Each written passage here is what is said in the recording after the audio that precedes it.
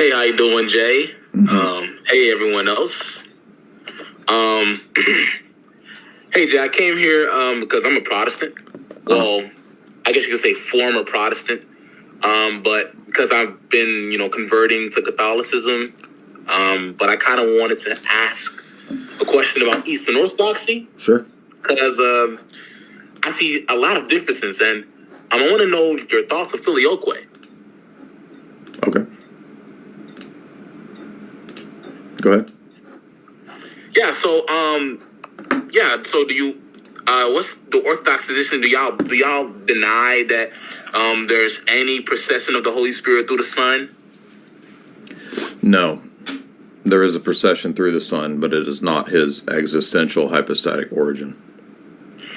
Okay, but if it's the case that the Holy Spirit, if it's the case that the Holy Spirit proceeds through the Son, right? Then what really is any difference between the Orthodox position of FILIOQUE or not FILIOQUE? Because that's not the position that's laid out at the Council of Lyons in Florence. That position says that there's a double eternal hypostatic principle from the Father and the Son who function as a single principle of the origin of the Holy Spirit, and that's something that we could never accept because it gives to the Son the unique hypostatic property that identifies the Father.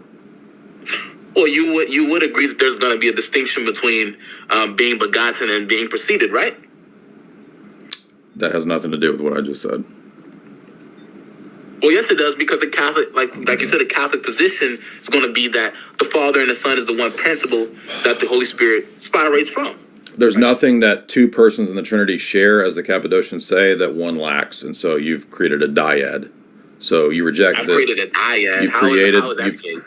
Because the Father and the Son are a unitive principle of power and causation that the Spirit does not have. So that's an imbalance. That's a dyad.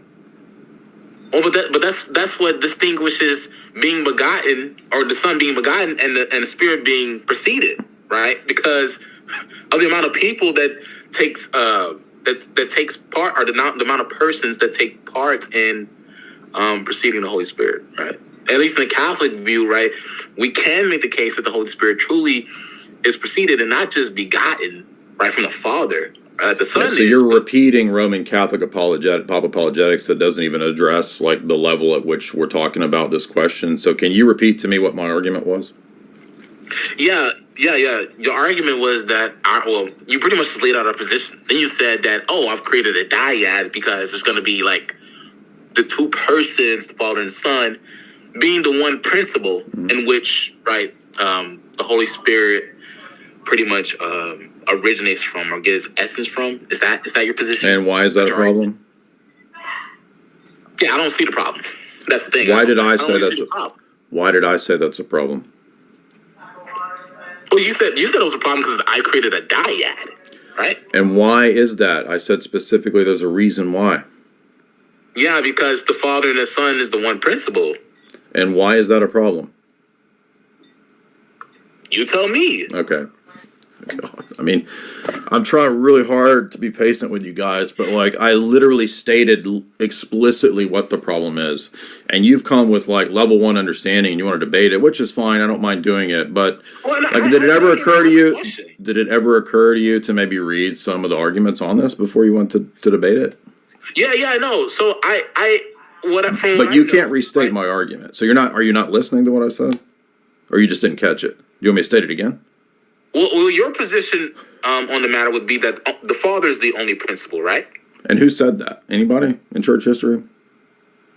Well, I mean, I'm asking you. Do you know of any famous church fathers that were involved in any ecumenical councils that maybe said that? I know church fathers that believe in FILIOQUE. Do you? Yeah, Augustine. Mm-hmm. Do you accept that, or do you deny that? No. I mean, I don't accept his teaching. No, it's wrong. So he does. So he does accept FILIOQUE. Absolutely. But he's the saint in your church. Do you really think that these are owns that we haven't addressed these arguments probably 500 times? I mean, no. I mean, I know the copium that you guys use. You guys say that. So let's get into that. All right, you want to do this? Let's do it. What council confirmed the doctrine of the Trinity for the Universal Church? The Council of Nicaea. No. So you don't even know the first of this. You don't even know level 1 of this debate. It's the Second Ecumenical Council. Who are the 3 fathers that are the most important of the Second Ecumenical Council? The second was the second. Sorry. So you don't know anything, and you're trying to debate. Council, are you talking about Constantinople? What does this have to do with Filioque? Exactly. So you don't even know the Cappadocian doctrine of the Trinity that's outlined at Constantinople 1. I don't know. Is it like monarchical Trinitarian? Like Correct. Yes. Yeah. Yeah, and that's not a Filioque doctrine. Because how does that negate? Tell me what the hypostatic property of the Father is. The hypostatic property? So you don't even know the basic Cappadocian terms. You don't even know our basic position, and you're trying to argue with me and call it. You're calling it cope. I was about to tell you. Tell me. I was about to tell you. Yeah, the hypostatic property of the Father is that he's the one that.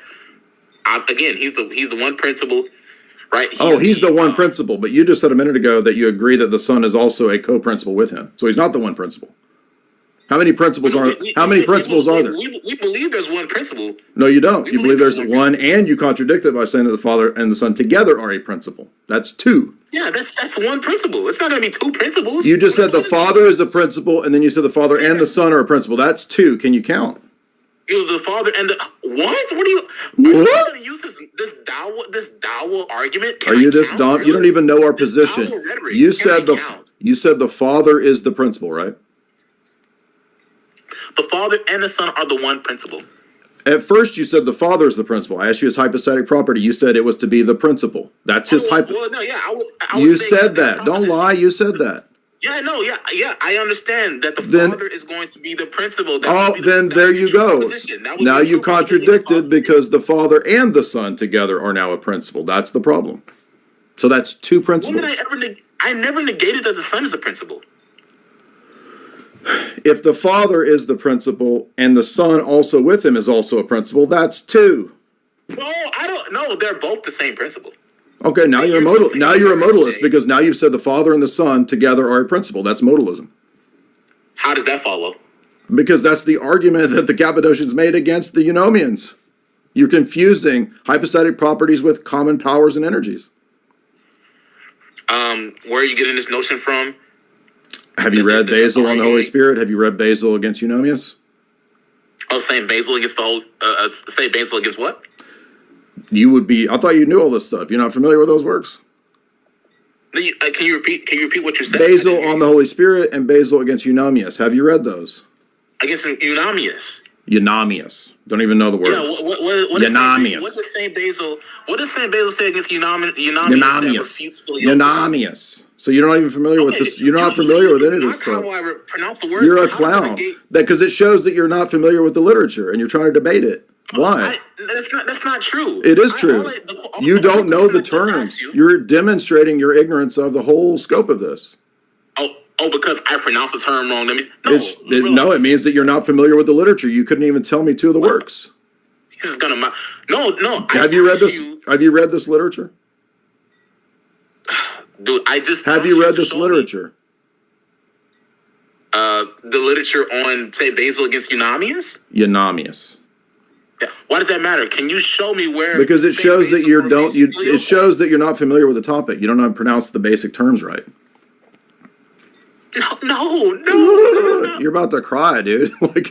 Look, it would behoove you to go and understand this stuff before you try to debate it. And you did come here to debate. Can you please just show me where Saint Basil refutes Filioque or argues against Filioque? Go ahead. Who's the sole cause? Who do they argue is the sole cause? The sole cause? What do you mean by sole cause? So you're not familiar with common terminology throughout all the Cappadocians. No. I'm asking you what sole cause. Father is the sole cause. The Cappadocian dictum. Shut up. All right, you're gone. All right, he's running. No, you made a fool of yourself. I'm not running from you. You have no idea what you're talking about. I'm asking what's the meaning. I'm trying to explain it to you. You won't shut up. Shut up and I'll tell you. That's fine. Sole cause. Their dictum is anything that is a hypostatic property is unique to the persons and non-communicable or shareable. Anything that is not a hypostatic property is common to all 3. That's a Cappadocian dictum. That's why the Filioque is wrong according to the Cappadocians. Because the Father's principle What picks him out, his hypostatic property, is to be sole, S-O-L-E, cause, arche, fount, principle. Yeah, that doesn't negate filioque at all. It does, because it means that what he has that marks him out cannot be shared. That's the Cappadocian dictum. Well, yeah, the thing that marks him out is his relation. No, it does not. Relation itself is a predicate, not a subject. Persons are subjects, not relations. Yeah, but that's the thing that, how does that... So you would know that if you've read the Cappadocian. So you have no knowledge of this topic and you're trying to debate. I'm asking... What does persona et relatio mean? Oh, now he wants to speak Greek. Persona et relatio is Latin, you idiot. Oh. And I don't know Latin. I don't care about Latin. But this guy just showed it. This is the arrogance of these people. No knowledge of these topics. They want to debate it. Persona et relatio is Aquinas' dictum. Person is relation. So the first person to say that, as that I'm aware of, is perhaps Augustine, but at least for sure Aquinas. I'm looking for people who disagree.